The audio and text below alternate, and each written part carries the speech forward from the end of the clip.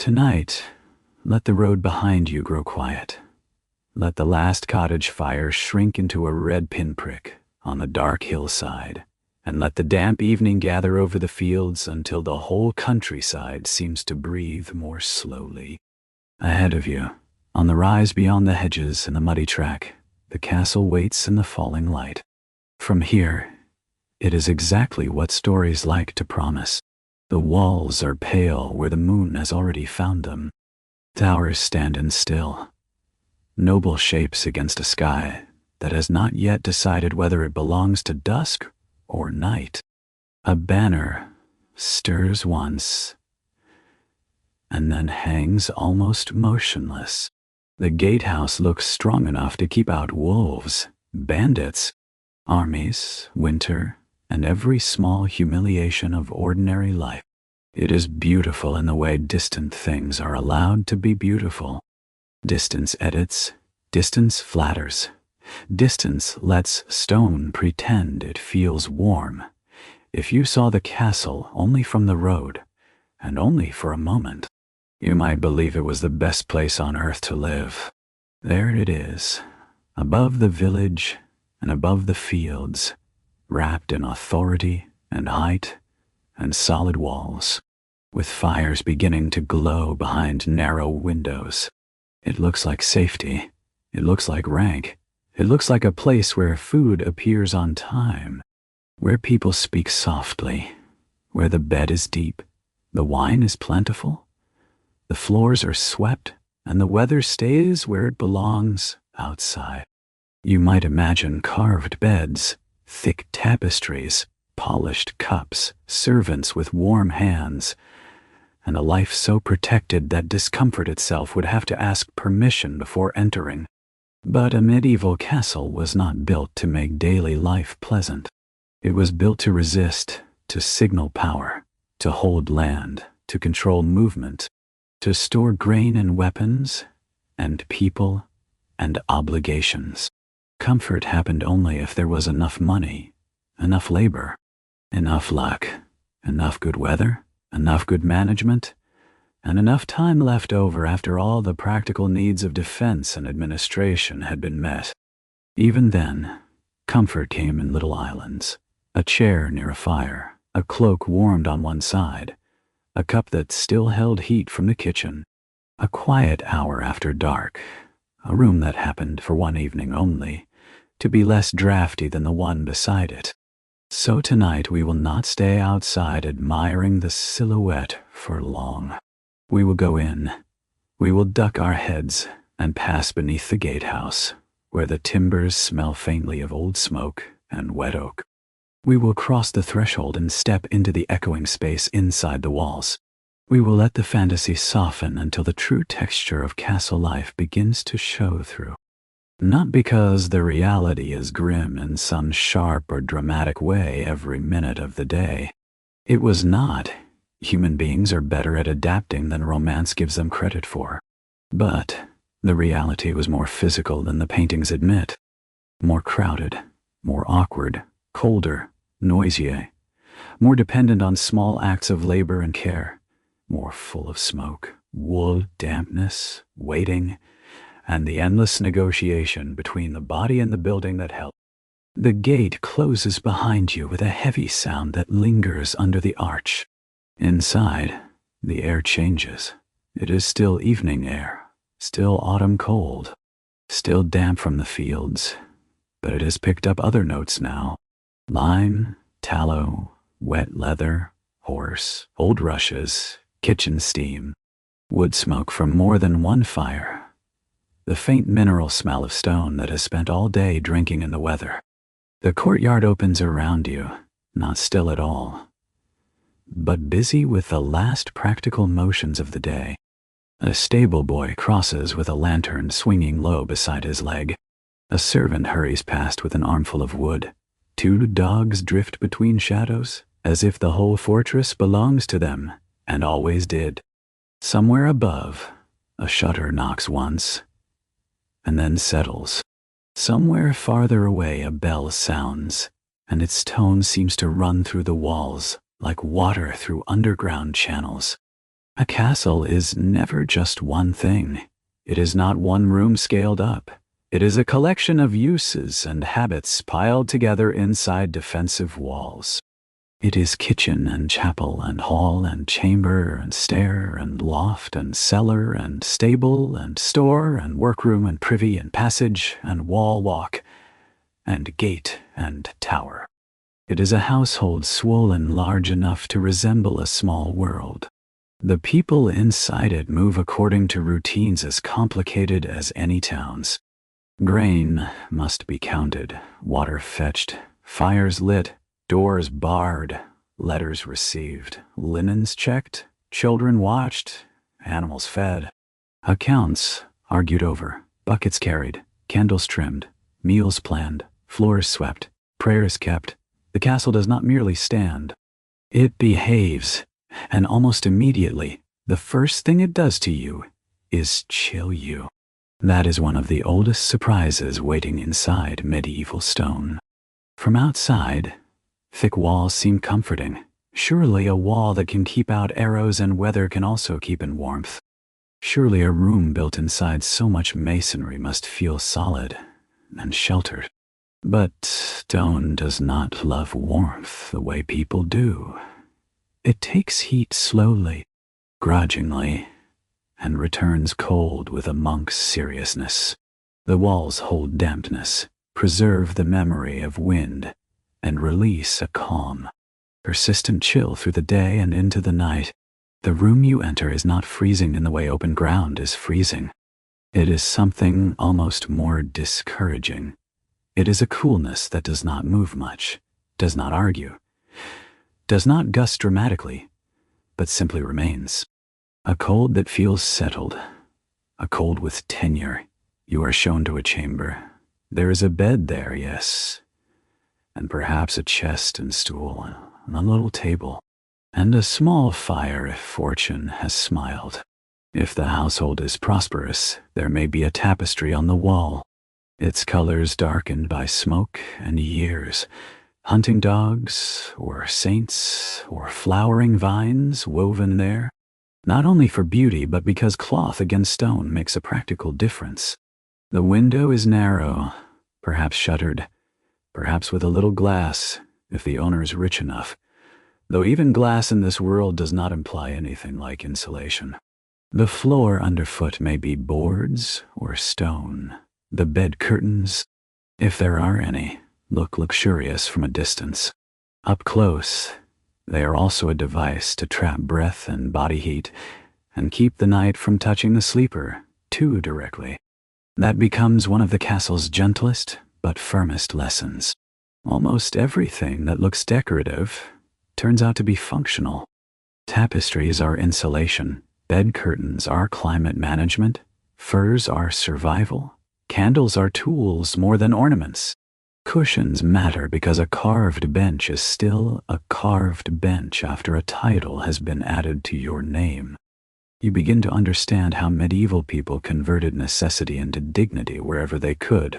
They could not abolish discomfort, so they taught it better manners. The bed itself is not a perfect refuge. It is a frame and ropes, and a mattress stuffed with straw or feathers, or some uneasy compromise between the two. If you are lucky, the first impression is generous. It looks soft enough. It looks deep enough. The blankets look impressively heavy. But beds, like castles, are best judged after an hour. Soon the ropes reveal where they sag. The stuffing shifts its loyalties. Feathers drift. Straw compresses. A lump develops beneath one shoulder that you do not remember inviting. The pillow is broad but not persuasive. The blankets pin you down wonderfully, and yet somehow fail to stop the draft that has located the gap near your neck and taken personal interest in it. Winter makes every problem more intimate. You breathe and see the shape of your own breath in the dim chamber light. You wake and hesitate before leaving the bed because the floor has become, overnight, an active philosophical argument against standing. If the fire died too low, Your clothes feel colder than the room. If the room is in a tower, the wind reaches it more confidently, singing through every imperfection in shutter and frame and stone. Even the water in the basin seems to have withdrawn from the idea of kindness. So clothing becomes your second architecture. Linen first if you have it, then wool, then more wool. Hose, tunic, gown, shift, undergown, belt, surcoat, mantle, cloak, hood, perhaps fur if your rank and purse allow. What portraits display is status. The body experiences as layering against indifference. The castle teaches you to wear your shelter. The result is heavy and a little comic if you are willing to admit it. Sleeves catch on corners. Ties knot where fingers least want to reach. Pins vanish into carpets of rushes and reappear at painful moments. A noble at a distance may look effortless. Up close, nobility often seems to be held together by cords. Wool and the patience of at least one irritated servant standing behind a chair. Yet beautiful things survive here too. That matters. A warmed cloak laid over the shoulders after it has hung near the fire. The deep color of old blue dye seen by candlelight. Frost tracing the stone rim of a window at dawn, embers turning from orange to red. The dull gleam of pewter on a trestle table. The hush of thick fabric when a bed curtain is drawn. Human beings have always learned to make hard spaces softer by attention. In a castle, softness rarely comes from architecture itself. It comes from everything people add in resistance to architecture. And then, sooner or later, the body makes its next demand. It nearly always chooses the worst possible hour. Deep night, fire low, wind active, dreams recently interrupted. You wake with that ordinary, undeniable need that ignores rank, poetry, and wall thickness alike. This is where the castle begins to lose whatever glamour it had left. You can lie still for a moment, bargaining with yourself and with history, but the body has its own politics. Eventually, you must move. There are two likely solutions. One is the garderobe, the built-in castle privy, a narrow recess or little chamber projecting from or tucked within the thickness of the wall.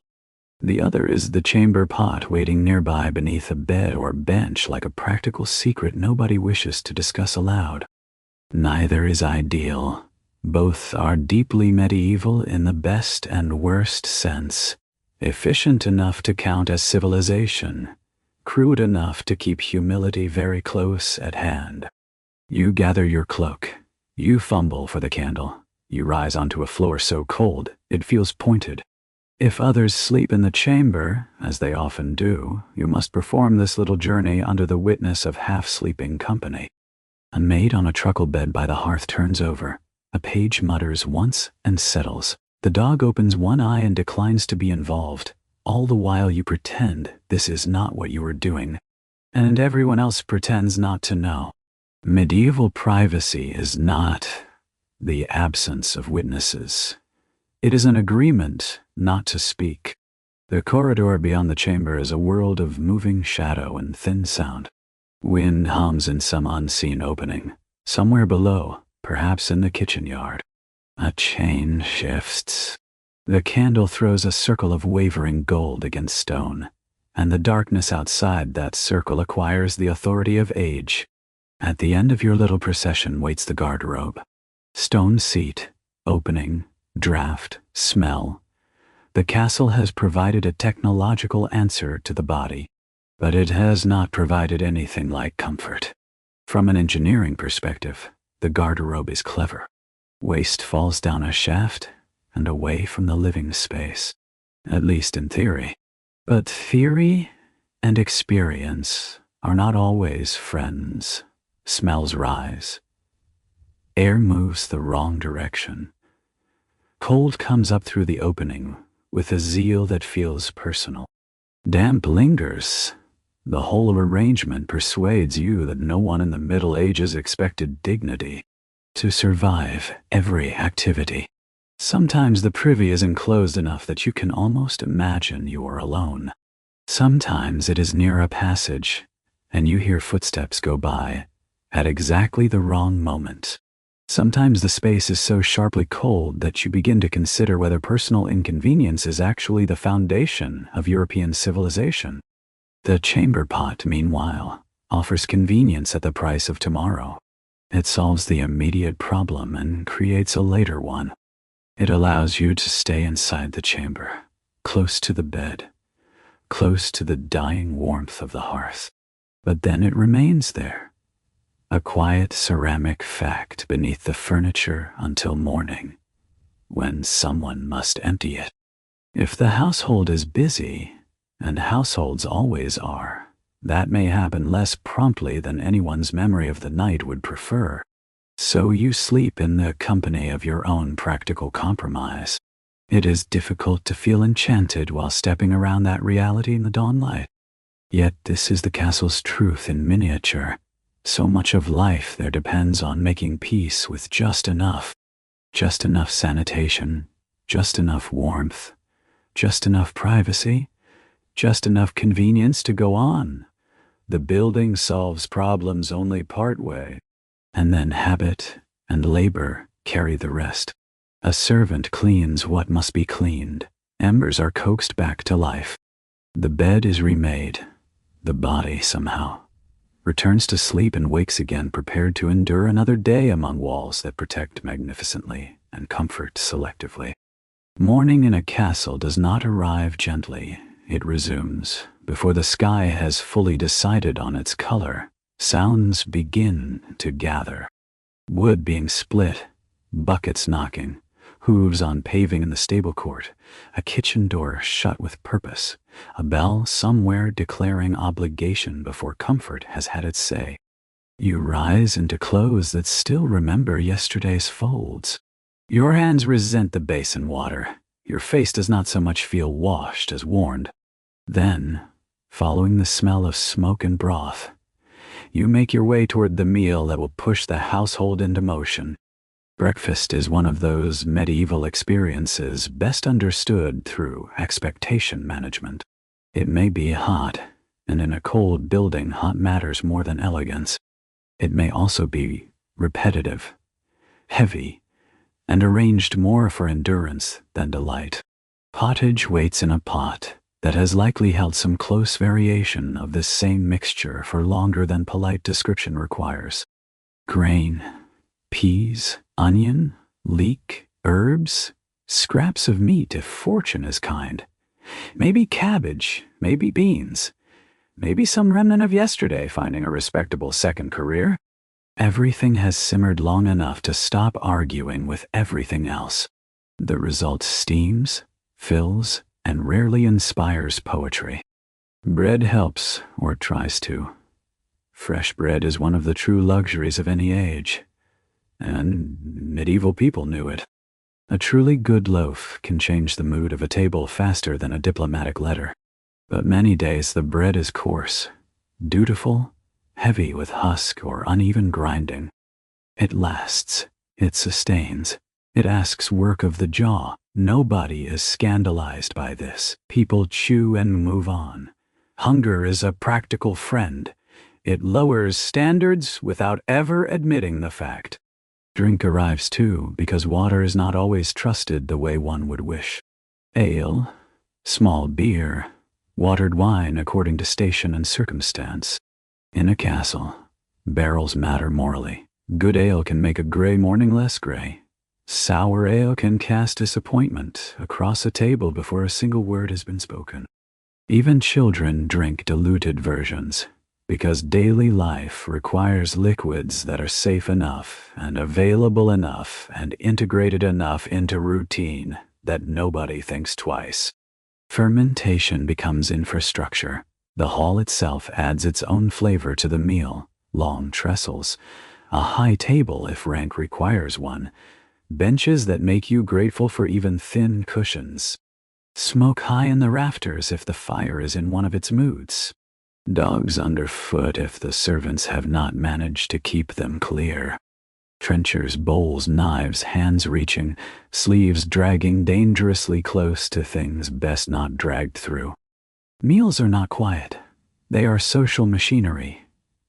Who sits where? Who is served first? Whose portion looks slightly better? Which guest has earned extra attention? Which child must be reminded that nobility and manners are not automatically born together? On feast days, the castle can astonish. Then the kitchen remembers theater, roasted meats, richer sauces, sweet dishes, spice, pies, honey, perhaps something rare enough to be described for weeks afterward. The hall glows, music may enter, the whole household swells with the pleasant illusion that abundance is normal. But ordinary days are not feast days. Ordinary days are where history actually lives. Ordinary days ask only that enough people be fed well enough to continue carrying wood, counting rents, tending horses, nursing children, hearing disputes, writing letters, sewing hymns, saying prayers, and climbing stairs.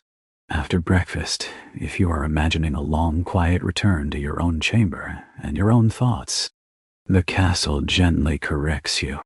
This is not a modern home designed around privacy and personal retreat. It is a household in layers. Servants move through it. Kin visit and linger. Children wander. Messengers arrive. Dogs sleep where they please. Guests appear with more attendance than anyone expected. A chamber may be private in theory and merely negotiated in practice. Someone is always fetching, carrying, folding, airing, repairing, waiting, or listening just beyond the curtain. Even the noble bedchamber, which paintings love to make intimate, is often shared in one way or another. A maid near the hearth, a valet in a corner, a child brought in because of illness or weather or convenience, a visiting relative assigned a pallet because the guest hall is overflowing. Curtains can create the feeling of enclosure. They cannot create modern solitude. Every act in such a place acquires some degree of witness. Dressing is assisted, bathing, if it happens, is an operation involving water and labor and therefore company. Letters are carried and sometimes read aloud. Emotions happen in rooms where other people are mending sleeves. This shapes the mind as much as the body. Modern people tend to imagine privacy as a natural state, a default one steps away from only by interruption. In a castle, privacy is rare enough to feel almost suspicious. Too much time alone invites comment. Doors are not simply barriers. They are suggestions. Sound does not respect them. A whisper travels. A sob travels farther. A quarrel becomes a corridor property if it lasts long enough. Even sleep is communal in its own way. Somebody snores, somebody coughs. Somewhere a child dreams in half words. The very texture of night reminds you that you are part of a layered household, not a sealed individual. Bathing illustrates this perfectly. A bath is not a daily certainty. It is a logistical achievement. Water must be drawn, heated, carried, poured, and later removed. That means labor. Labor means planning. Planning means other people. A tub drawn near the fire and filled with warm water is a luxury and a spectacle at once. If you are lucky enough to have one, you are not simply slipping into privacy. You are the center of a domestic project, and once the water exists, there is every reason in the world for more than one person to benefit from it. Medieval life was practical in ways modern modesty sometimes forgets. Most of cleanliness, then, comes from smaller acts.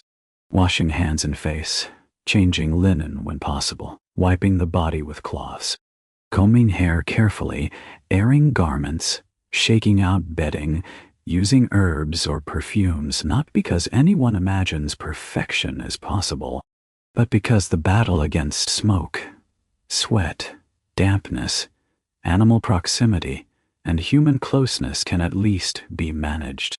The castle smells of these efforts: rosemary and wool, beeswax and onions, lavender and old wood, soap and damp stone. It is never one scent. It is always an argument. There is tenderness here too if you look sideways at it. A maid warming a cloth at the fire before bringing it to a sleepy child. A mother picking patiently through hair with a comb. Someone laying fresh rushes in a room because the old ones have surrendered to age and traffic. Someone hanging a cloak near the hearth for an hour so that another body can wear it without flinching. In a castle, care often appears not as speeches, but as maintenance. Conqueror. Love is frequently practical. Fire stands at the center of that practical love, and at the center of daily danger too. Without fire, a castle in winter would simply be stone surrounding suffering. With fire, it becomes barely hospitable in islands. Hearths warm halls, kitchens feed everyone, candles make corridors usable after dark, lanterns guide late movement, embers banked at night preserve the possibility of morning warmth. Fire is the household's servant, and its quiet tyrant. Every comfort it offers is tied to vigilance. A medieval castle looks permanent from outside because of its walls, but daily life inside it rests on things that burn very well. Beams, floors, doors, furniture, rushes, curtains, straw, bedding, stores of fuel. The buildings may be stone in their bones, but much of what human beings actually touch and use within them is tinder patiently waiting for a careless moment. One candle leaning too far, one spark hopping where it is not wanted, one cook turning too quickly, one child discovering the excitement of flame without the education to fear it properly. The whole structure of safety changes immediately. That is why even warm moments carry a little caution within them. You hold your hands to the hearth and relax at the same time. Somewhere in the back of the mind, some old practical sense keeps count. Is the screen set properly? Are the logs settled? Is the candle upright? Has the torch been brought too close to the hanging? Did anyone remember to bank the embers safely? Castle life did not have smoke alarms or modern drills. It had habit, attention, and stories of halls blackened, lofts lost, stores ruined, chambers filled with smoke in the night, while sleepers still dreamed of safety. Smoke itself is unavoidable. The hall smells of it. The kitchen lives in it. Clothing learns it. Hair carries it. Tapestries store it. On some days, the upper air beneath the rafters turns blue with it, and eyes smart while everyone pretends not to notice. Chimneys are moody. Some draw well, some do not. Weather interferes. Wind decides the direction of influence. A chamber fire may behave beautifully at dusk and sulk smoke into the room at midnight. Medieval people accepted this in the way one accepts a difficult relative, with irritation, familiarity, and no real power to remove the problem entirely. The night fire is especially intimate. Before sleeping, someone banks the hearth, covering coals and ash, so they will survive and can be coaxed back to life in the morning. It is an efficient, sensible practice. It is also strangely unsettling if you think about it too long. The room goes dark, the household sleeps, and somewhere under that ash, a small bright danger is being asked to remain useful and obedient without direct supervision. Medieval life demanded such trust every day. Beneath the practical vigilance of fire sits another hardship that does not get enough sympathy in romantic imagination. Boredom. Castle life from a distance seems all pageantry. Secrets, embassies, hunts, dances, quarrels, banners, and plotting by torchlight. Sometimes, yes, often enough to leave records, but most days are simply long. Weather limits movement. Roads are difficult. Books are precious and not always easy to read. Entertainment depends on who is present. and what can be afforded. The walls protect, but they also repeat the same view. Imagine a wet winter afternoon with no modern distractions. The sky is a soft, relentless gray. The courtyard is a smear of mud and business. The hall is warm only in patches. One person sews. One person sharpens a knife too long. A clerk bends over figures. Someone reads if there is enough light. Someone else listens with half an ear while pretending indifference. A child is corrected. A dog dreams. The fire settles. Time thickens. This is not misery exactly. It is duration, and duration can weigh on a mind that cannot easily travel away from itself. People found ways through textile work, prayer, singing, board games, lessons, hawking when the weather allowed, riding when the roads were kind enough, accounts to inspect, stores to check, small managerial power to exercise. But repetition still ruled the seasons. The same stairs, the same court, the same hall, the same arguments about salt, wood, rent, linen, horses, weather. Castle life could easily feel like living inside a structure built partly of routine. Gossip thrives in such an environment because gossip renews itself. Who is ill? Who is pregnant? Which guest offended the steward? Which servant was seen in the wrong passage at the wrong hour?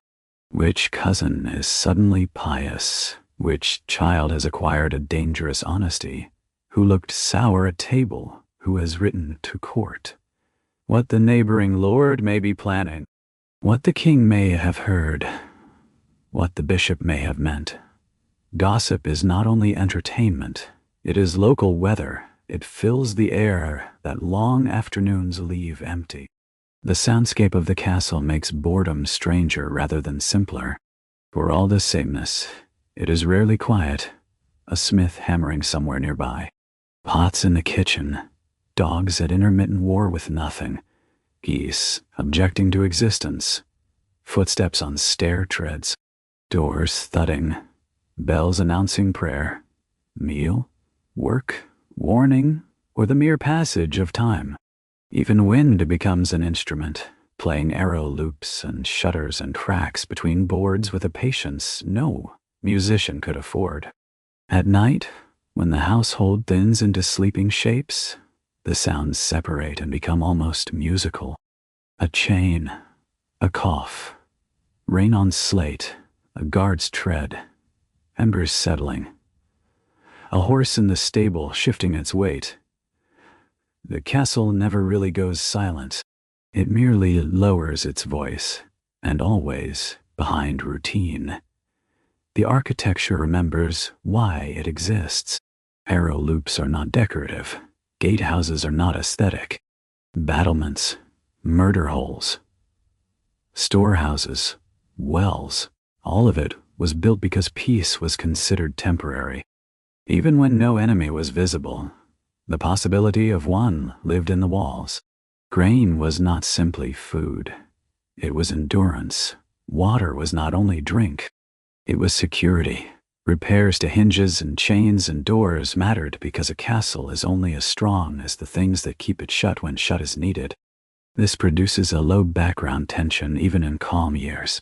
Men-at-arms move through the place like reminders. Stores are counted with a seriousness soup alone cannot justify.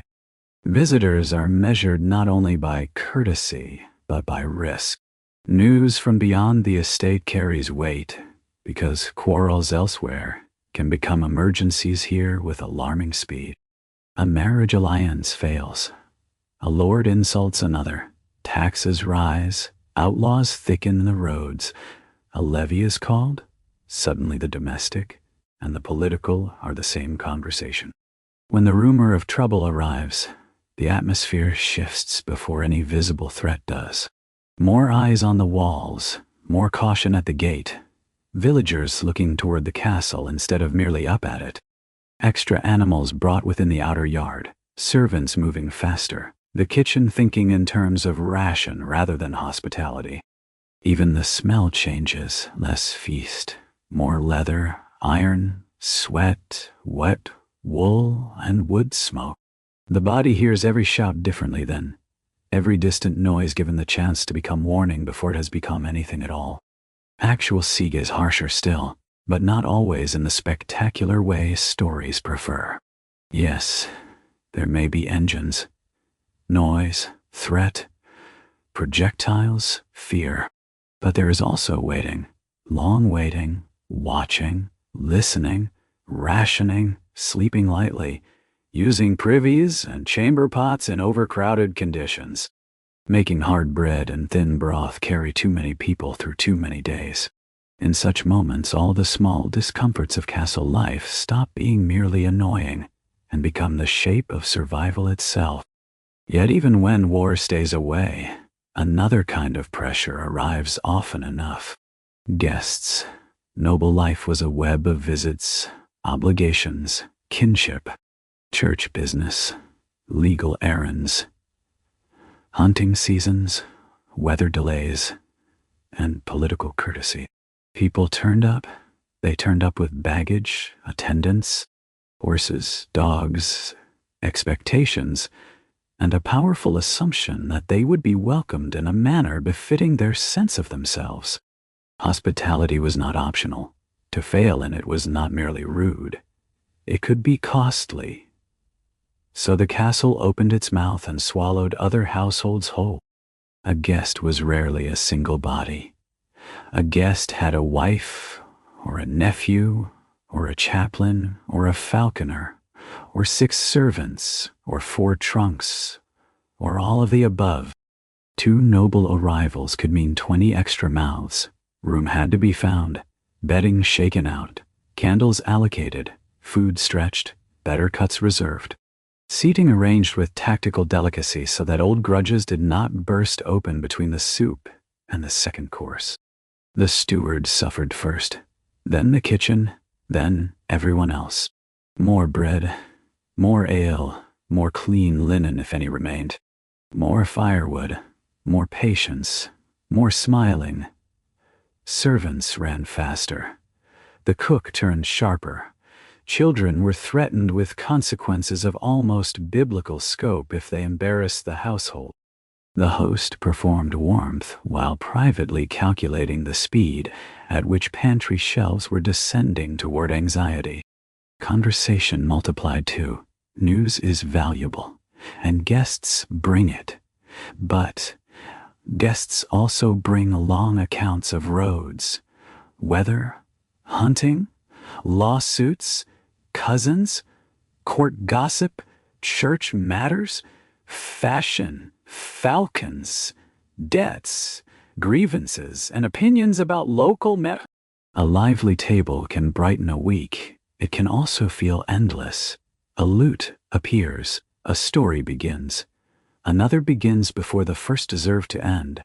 Candlelight flatters everyone into staying awake later than wisdom recommends. Still, novelty has its pleasures. A traveler from court makes the world feel larger. A musician changes the hall's whole mood. A new dog becomes the center of childish worship for 2 days. A merchant in the guest train has cloth, spice, maybe oranges if the world has been unusually generous. These things light up the sameness of castle time. Hospitality drains resources and refreshes imagination at once. When the guests finally sleep, the castle does not become quiet. It only sheds one layer of noise and reveals another. A guest's groom snores where he should not be sleeping. A dog barks once at a dream. Someone in the passage whispers too loudly.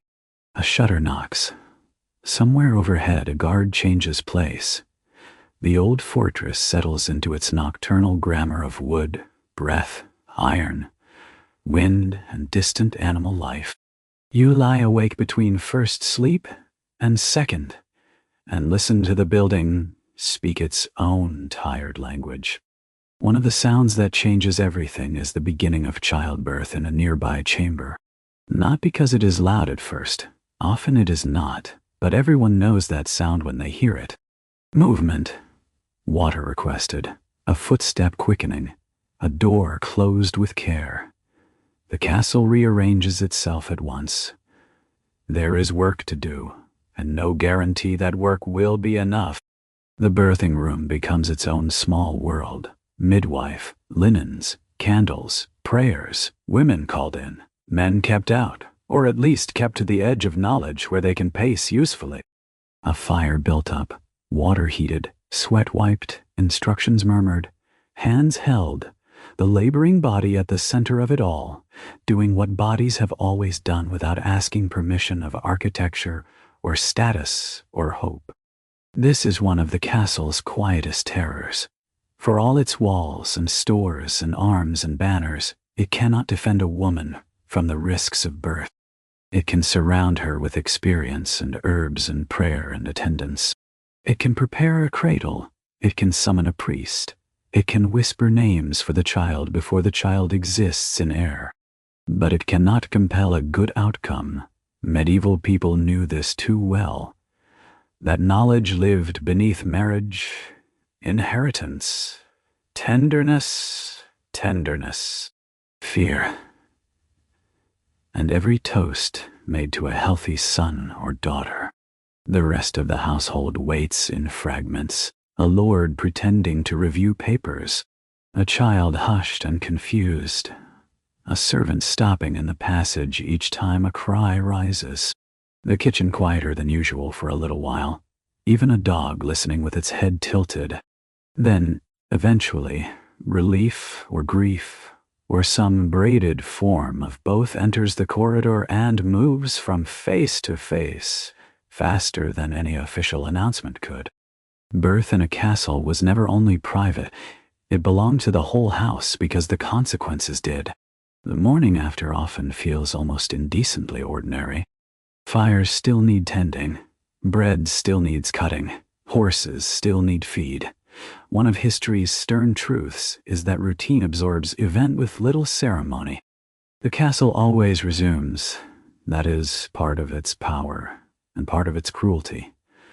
Life continues not because anyone is ready, but because continuation is what households do. And so once again you dress linen, wool, more wool, belts, pins, laces, sleeves, hoods. The body is asked to inhabit status before it has fully returned to itself. Fine clothing in a castle is both impressive and impractical. Rich dye, good cloth, fur trim, careful cut, all of it announces wealth and lineage. But none of it abolishes stairs, mud, privies, smoke, children, dogs, cold basins, or the need to sit and stand repeatedly throughout the day. A noblewoman's sleeve can still catch in spilled broth. A lord's boot can still rub his heel raw. Fashion does not protect the body from the built environment. It merely insists the body suffer with grace. Shoes are a particularly quiet betrayal. Leather, yes. Supportive, only in the loosest medieval sense. Soles thin enough to communicate every uneven stair and every hidden splinter with educational clarity. Damp, seeps, cold climbs, feet learn patience.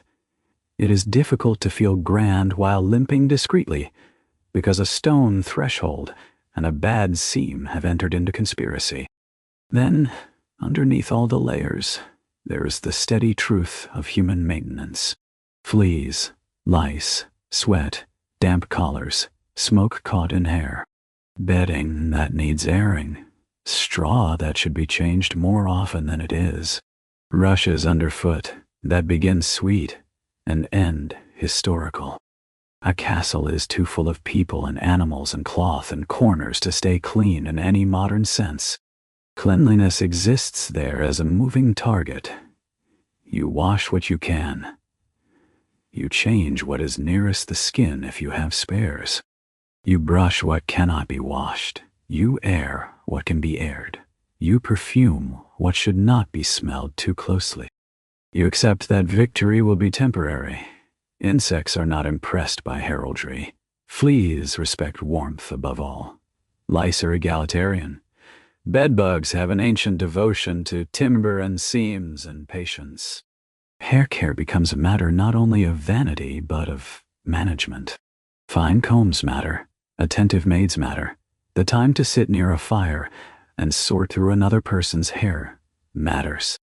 These activities are intimate without sentimentality, one body helping another remain tolerable to itself.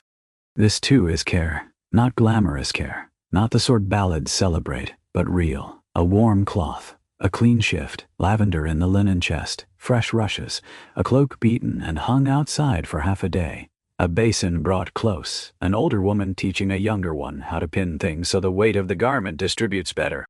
The castle's grandeur depends on 1,000 small unnoticed acts by people whose names do not travel far beyond the gate. Outside the gate, meanwhile, the life of the castle depends on everyone else. Fields under weather, tenants under dues, mills turning if the stream behaves, carts in mud, sheep surviving winter, grain not rotting, cows not dying, roofs holding, hands working. The castle looks from a distance like a thing apart, above the ordinary. In truth, it is fed entirely by the ordinary. Every loaf, every log, every cask, every repaired hinge, every woven cloth comes from labor beyond the walls. This makes the relationship between castle and countryside both intimate and tense. The lord needs rents and obedience. The villagers need protection, justice, some measure of stability, and enough mercy in bad years to keep the bargain from collapsing. Bad harvests, storms, animal disease, military demands, greedy officials, clumsy stewards, all can turn duty sour. A castle is not self-sufficient. It is dependent in a highly visible way, and dependence always complicates pride. Sometimes resentment remains only muttered. Sometimes it takes shape. A delegation at the gate, complaints louder than courtesy allows, missing wood from the demesne, a reeve no longer popular, a tax delayed, a field left half-worked, a rumor of men in the woods refusing obligations and discovering how romantic outlawry sounds until winter begins. The castle has walls against direct attack. It has much weaker defenses against the slow erosion of goodwill.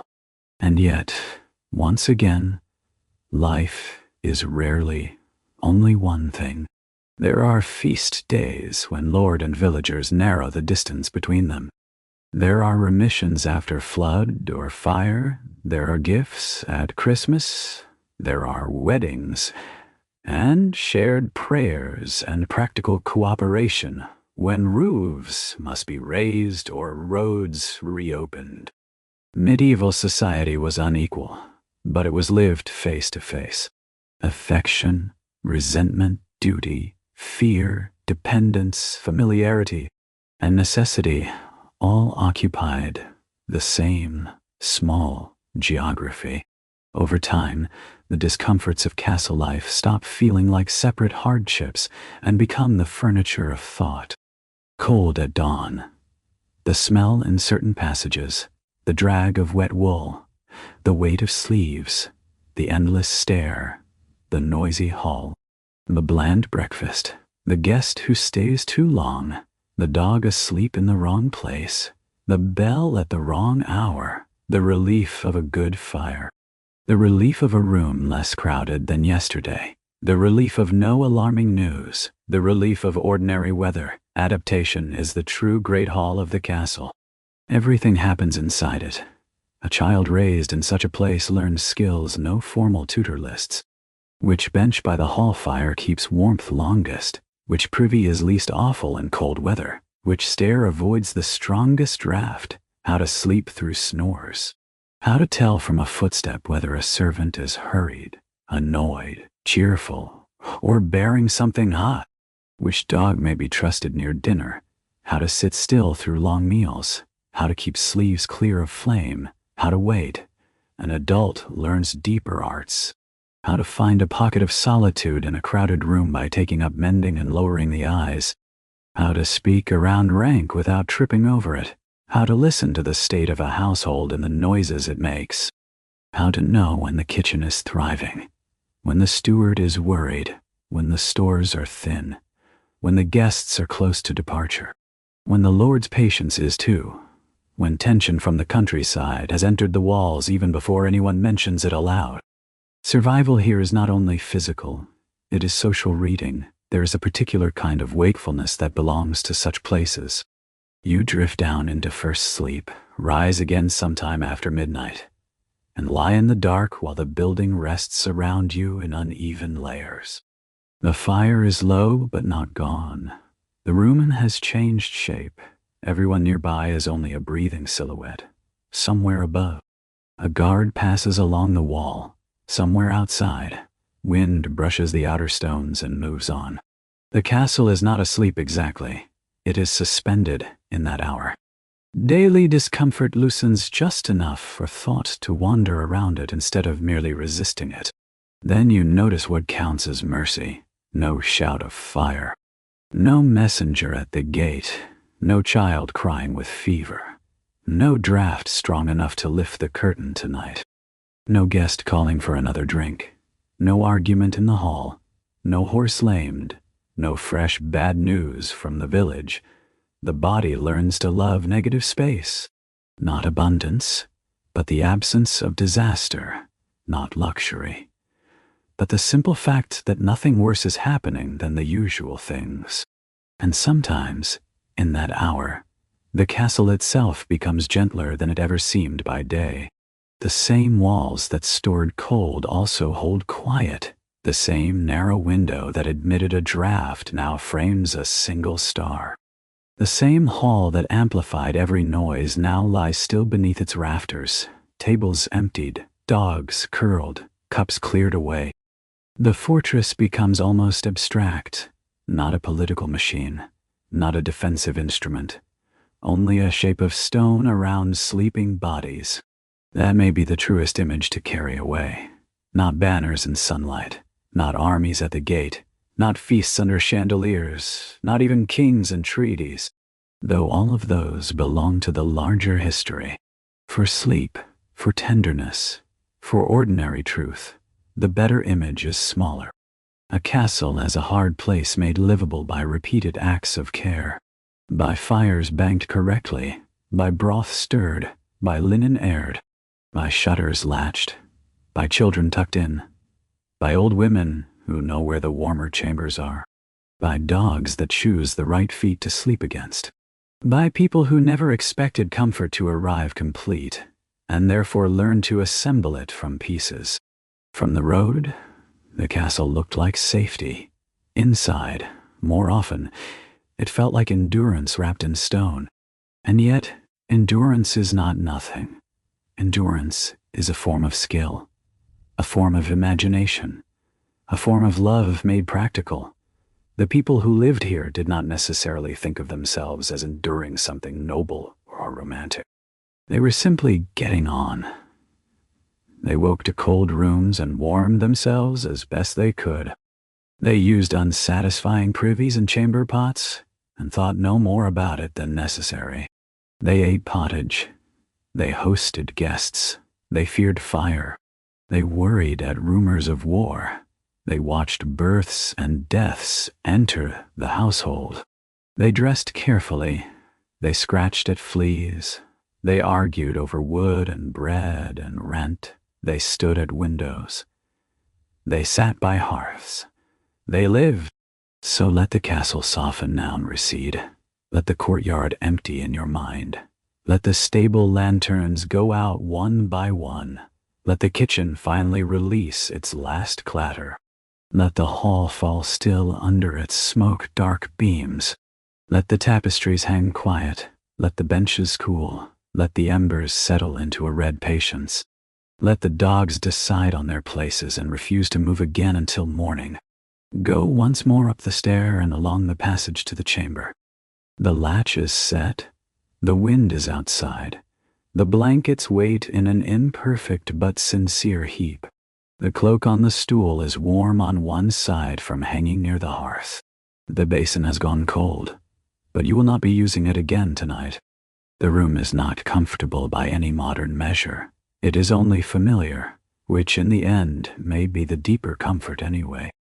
You do not need to carry the whole castle now, not the smell of the rushes, not the loud hall, not the meal, not the draught, not the garderobe, not the guest with too many attendants, not the steward's arithmetic, not the fear of sparks in old timber, not the far fields and their uneasy obligations, not the childbirth chamber, not the watch on the walls. Let all that remain where history keeps it, in the old rooms, in the old weather, among the old stones.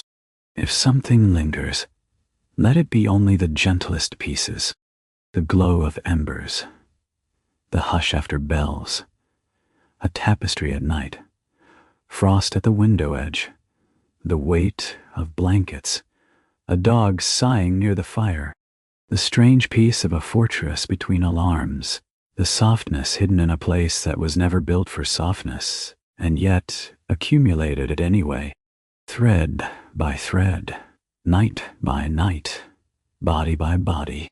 Now, let the towers lose their edges, let the gatehouse fade, let the walls become only pale lines against the dark. Let the village lights below vanish too, and the fields, and the road that brought you here. The castle is farther away now. The sounds have gone with it. No hoofbeats, no bells, no whispered gossip in the corridor, no crackle of kitchen wood, no distant call from the yard, only the idea of stone and the memory of warmth, and a building settling at last into the silence it never quite had by day.